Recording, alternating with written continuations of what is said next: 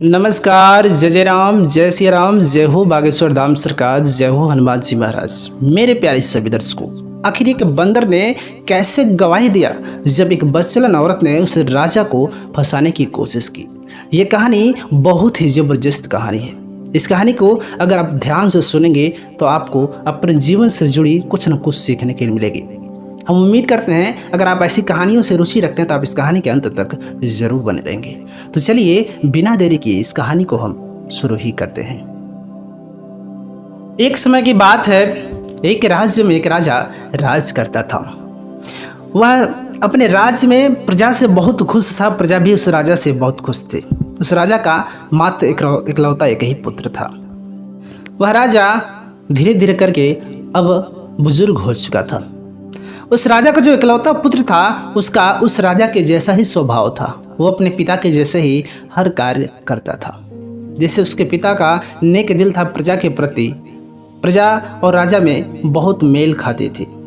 प्रजा राजा से बहुत खुश रहती। इसी प्रकार उस राजा का इकलौता पुत्र भी था। उस राजा के जो इकलौते पुत्र थे उनके दो दोस्त थे। वो दोनों दोस्त जो है, एक उसी राज्य का नौकर का बेटा था और उसी राज्य के वजीर का बेटा था। अब राजा के लड़के से इन दोनों के लड़के की दोस्ती थी। राज दरबार में तीनों लोग बहुत अच्छे से एक साथ रहते थे, खेलते कूदते एक साथ, सब कुछ एक साथ ही किया करते थे। लेकिन जब राजा साहब बुजुर्ग हो गए तो अपने बेटे को बुलाए। उन्होंने कहा कि देखो बेटा, अब मैं बुजुर्ग हो चुका हूँ, मैं कब इस दुनिया से चला जाऊँ मेरा कोई ठिकाना नहीं है। मेरा दिन पर दिन स्वास्थ्य जो है डाउन होता चला जा रहा है और तुम मेरे इकलौते एक वारिस हो, इकलौते एक पुत्र हो। तुम क्यों न क्यों इस राज्य की गद्दी संभालो। मैं चाहता हूं तुम इस राज्य का राजा बनो, इस राज्य को संभालो। वह राजा का लड़का अपने पिता की आज्ञा सुन करके उस राज्य का राज्यसभा संभाल लेता है। अब यह राजा बनने के बाद जो बूढ़े बुजुर्ग राजा थे उनकी मौत हो जाती है। अब यह राजा के लड़के जब राजा बन जाते हैं उसके बाद उनके जो दो दोस्त थे, एक वजीर का लड़का और एक नौकर का लड़का, इन तीनों में बहुत घनिष्ठता था, बहुत गहरी दोस्ती थी। यह तीनों लोग आपस में वादा करते थे कि हमारी जो दोस्ती है ना कभी टूटनी नहीं चाहिए, कोई किसी को धोखा नहीं करेगा, कोई किसी के साथ गद्दारी नहीं करेगा। यह लोग आपस में वादा करते थे। इस तरीके से वादा करने के बाद सब कुछ सही चलता था। जो नौकर का बेटा था बहुत ही अच्छा और नेक दिल का इंसान था। वह बहुत अच्छे विचार का आदमी था। वह जो नौकर का लड़का था वह अकेले शांत माहौल में रहना पसंद करता था। वह अकेले रह के भगवान का ध्यान लगाता था, भगवान की भक्ति भाव करता था। इस वजह से वह चाहता था मुझे कुछ समय के लिए अकेले रहना पड़े, अकेले रहूं, मैं भगवान की भक्ति में लीन रहूं, भगवान का ध्यान लगाऊं, भगवान का पूजा पाठ करूं। वह अक्सर जंगलों में घूमने में माहिर था। वो जंगलों में घूमता था, भगवान की भक्ति भाव करता था, तब किया करता था।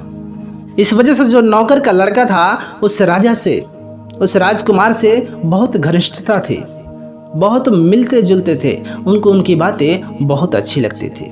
लेकिन ये जो वजीर का लड़का था, उन दोनों से दोस्ती तो थी लेकिन उन दोनों का बात व्यवहार घनिष्ठता देखकर इससे बहुत जलन होता था।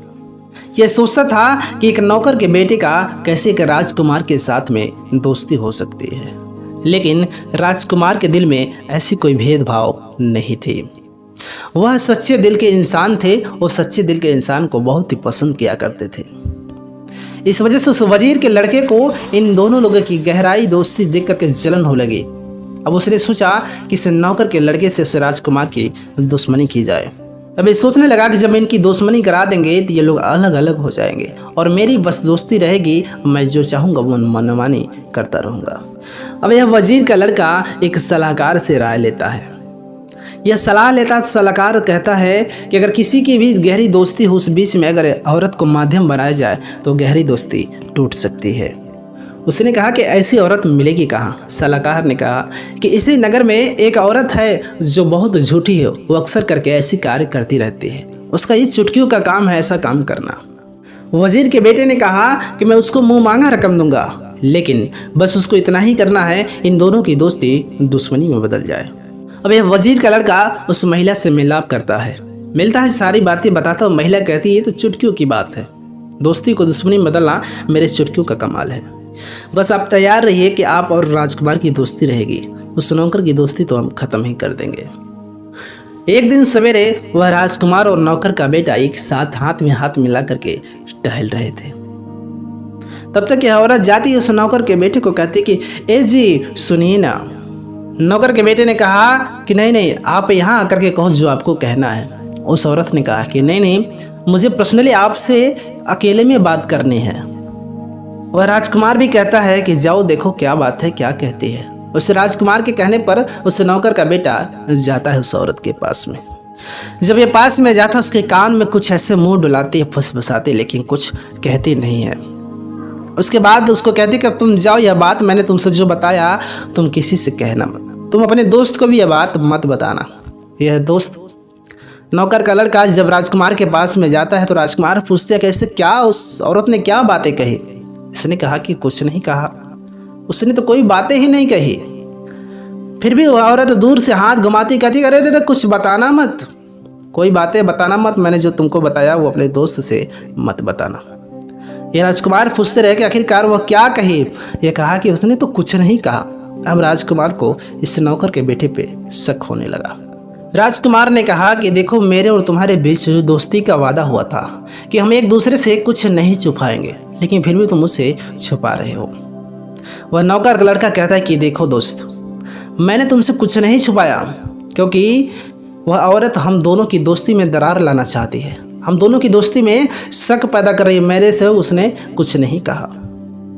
फिर भी इस राजकुमार के मन में एक शक पैदा हो जाता है कि नौकर का लड़का मुझसे झूठ बोल रहा है। अब ये राजकुमार कहते हैं कि मुझे तुम सच्चाई कैसे साबित करोगे। उस नौकर का बेटा ने कहा कि आप मुझे कुछ दिन का मोहलत दीजिए, उसके बाद मैं सच्चाई साबित कर दूंगा।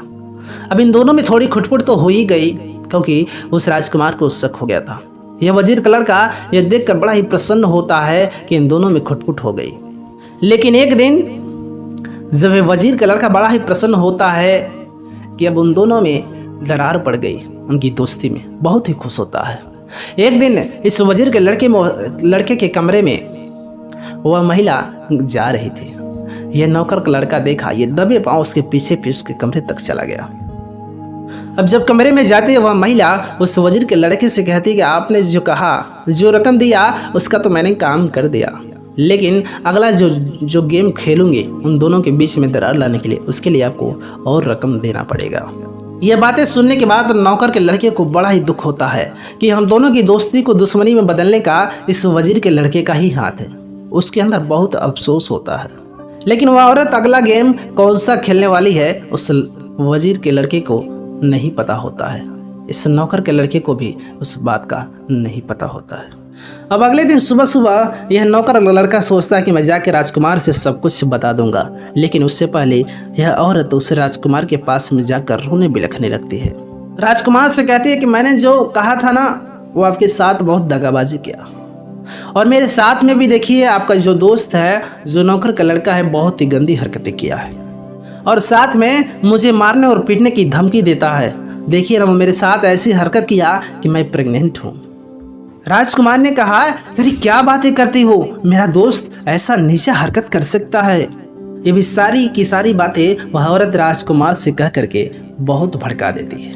वह राजकुमार अपने दोस्त पर बहुत भड़क जाता है।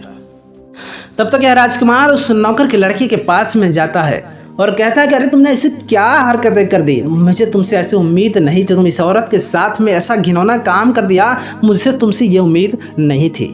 उसके ऊपर बहुत भड़क रहा था। वह नौकर का लड़का कहता है कि यार तुम्हें हमारी दोस्ती पर विश्वास नहीं, इतने दिनों से हमारी दोस्ती में कभी खोट नहीं आया था, लेकिन तुम आज मेरी दोस्ती पर विश्वास तोड़ रहे हो, मेरी दोस्ती में दरार डाल रहे हो। वह औरत हम दोनों की दोस्ती को दुश्मनी में बदलना चाहती है। वह औरत खुद गलत है, मुझे गलत करके हम दोनों की दोस्ती में दरार लाना चाह रही है।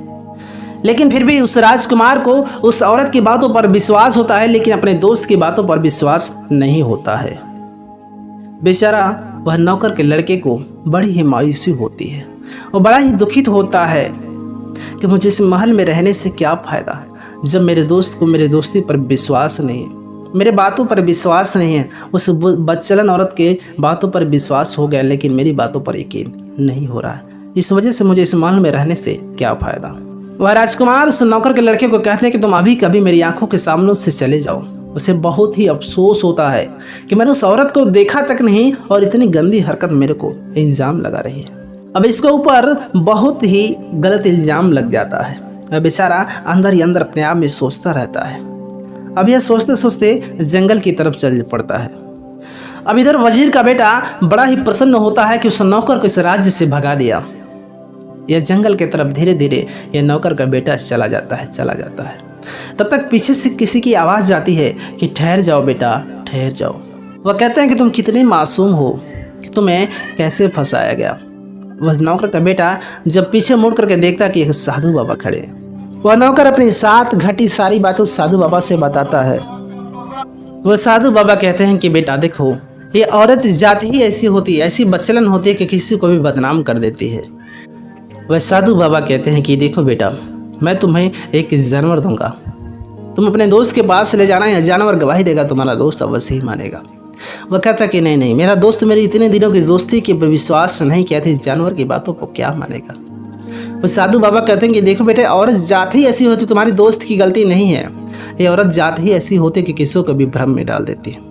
तब तक एक बंदर वहीं पर आता है। साधु बाबा कहते हैं ये बंदर बहुत होशियार बंदर है, ये भगवान की भक्ति भाव करता है और इंसानी आवाज़ों में भी बोल सकता है। ये बंदर जाकर के तुम्हारी गवाही देगा। तब तक वह बंदर बोल पड़ता है कि बोलिए भाई साहब, मैं आपकी कैसे मदद कर सकता हूँ। वह नौकर का बेटा बड़ा ही खुश होता है उस बंदर की आवाज़ सुन करके। वह नौकर के लड़के ने कहा कि आखिरकार ये बंदर आपको मिला कहाँ से। वह साधु बाबा कहते हैं इसकी भी एक कहानी है। मैं एक बार जंगल के रास्ते से जा रहा था, एक बहुत बड़ी आंधी तूफान आ रही थी, सभी बड़े बड़े जानवर इधर उधर भाग रहे थे, लेकिन ये छोटे छोटे जानवरों को बचा करके इकट्ठा करके खड़ा था और भगवान से प्रार्थना कर रहा था कि हे भगवान, आप इस आंधी तूफान को शांत कर दीजिए, बेजुबान जानवरों की जान चली जाएगी। तब तक मैं ये सब नज़ारा देख रहा था। मैं इस बंदर के पास में, बंदर मेरे पास आया। ये बंदर बहुत भूखा था, मैंने इसको भोजन कराया। उसके साथ तब से यह बंदर मेरे साथ ही रहता है। मैं पूजा पाठ करता हूँ तो ये भी पूजा पाठ करता है, इंसानों जैसी बातचीत सब कुछ करता है। और तब से यह बंदर जो मैं कहता हूँ वो सारी चीज़ें करता है। उस नौकर को उस बंदर पे विश्वास हो गया। वो उस बंदर को लेकर के उस राज दरबार में पहुँचता है। वह कहता है कि देखो मेरे दोस्त, तुम्हें मुझ पर भरोसा ना हो या ना हो, लेकिन मैं आखिरी बार तुम्हारे राज दरबार में आया हूँ, लेकिन मैं जो आज कहने आया हूँ तुम उसको ध्यान से सुन लो। वहीं पर वजीर का बेटा था। उसने कहा तुम क्या कहोगे, तुमने अपने दोस्त के साथ इतना बड़ा धोखा किया। उस वजीर के बेटे ने कहा कि अभी शुक्र मनाओ तुम्हें बीच चौराहे पर फांसी नहीं दिया। यह नौकर का लड़का कहता है कि मैंने ऐसा काम ही नहीं किया कि मुझे कोई फांसी दे सके। अगर आप लोगों को नहीं विश्वास है तो मेरे साथ में जो बंदर आया है, बंदर गवाही देगा। ये जो जानवर हैं, ये जानवर तो झूठ नहीं बोलते हैं ना। राजकुमार ने कहा कि नहीं, जानवर झूठ नहीं बोलते। उसके बाद वह बंदर ने सारी बातें उस राजकुमार से बताई कि महाराज, वह औरत बदचलन है, वो फंसा रही थी। उस बंदर ने कहा कि नौकर के बेटे की दोस्ती राजा के बेटे से दोस्ती इस वजीर के बेटे को देखा नहीं गया, इस वजह से मुंहमंगा रकम दे करके उस बदचलन औरत से ये आप लोगों की दोस्ती में दरार डाली। सारा का सारा खेल, आपकी दोस्ती को दुश्मनी बदलने का खेल जो है, यह वजीर का बेटा किया।